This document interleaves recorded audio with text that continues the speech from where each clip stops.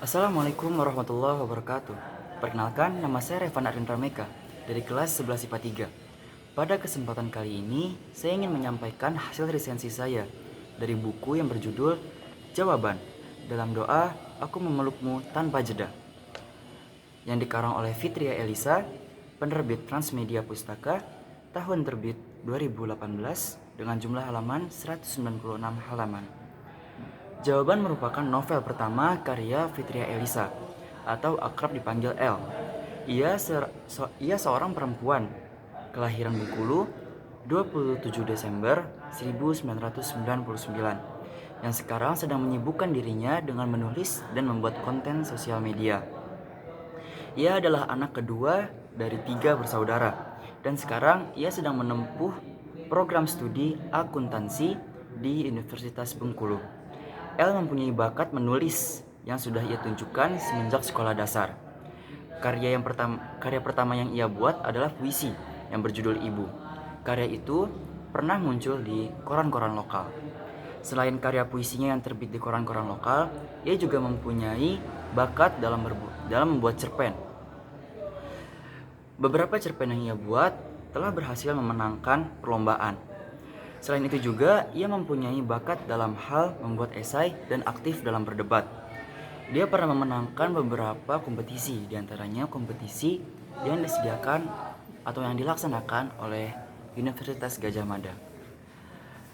Novel yang ia buat ini memiliki alur maju dan memiliki latar berada di sekolah.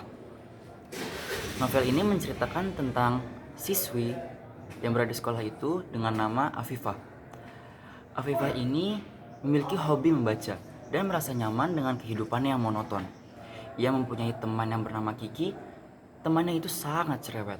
Hingga pada suatu hari, Kiki mengajak Afifah ini untuk bergabung klub atau ekskul yang sekiranya diminati oleh si Afifah ini, agar kehidupan si Afifah ini sedikit lebih berwarna.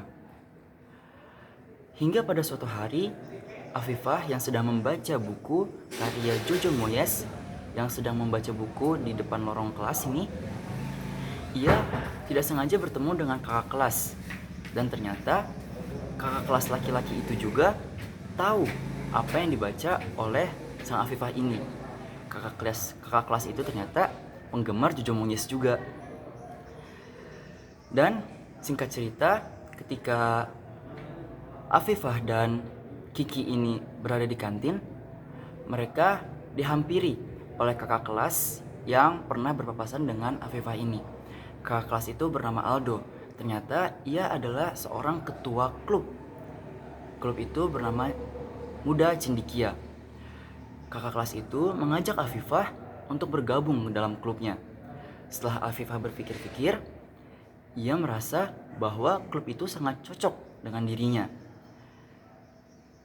Dan akhirnya ia memutuskan untuk bergabung dengan klub itu. Sebenarnya ia bergabung dengan klub itu ada alasan lain yang tersembunyi. Singkat cerita, ia semakin kagum dengan Kak Aldo. Kagum akan kecerdasannya, kagum akan kepintarannya itu, kagum dengan parasnya yang tampan. Tapi semakin ia mengaguminya, semakin ia sadar bahwa dirinya telah berubah menjadi lebih baik. Dan semakin ia sadar pula bahwa dirinya benar-benar menjadi lebih baik. Tapi semakin ia sadar bahwa kekagumannya itu bukanlah kagum yang biasa. Kagumnya itu benar-benar berbeda dari kagum yang biasa. Hingga akhirnya ia sadar bahwa muncul sebuah pertanyaan dalam pikirannya. Apakah cinta dengan seseorang bisa mengubah dirinya menjadi lebih baik? Menurut saya, buku ini memiliki beberapa keunggulan. Di antaranya, di setiap segmen buku ini, setiap segmen bab ini dalam buku itu mempunyai beberapa narasi yang dibarengi dengan sebuah pertanyaan. Menurut saya pertanyaan-pertanyaan itu membuat saya semakin penasaran, semakin berpikir berulang-ulang. Dan juga keunggulan dari buku ini adalah bisa mengajarkan kita bertahan dalam perpisahan. Tapi dari beberapa keunggulan yang dimiliki buku ini, pasti terdapat beberapa kekurangan. Di antaranya beberapa kata yang typo, dan menurut saya alur yang disajikan oleh sang penulis dalam buku ini seperti dipercepat. Secara keseluruhan menurut saya buku ini sudah cukup seru untuk dibaca karena memiliki keunggulan yang cukup baik. Dan novel ini memiliki manfaat yang sangat baik untuk kehidupan.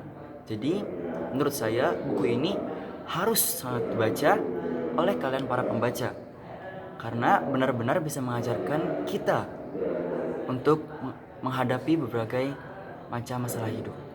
Sekian dari saya. Wassalamualaikum warahmatullahi wabarakatuh.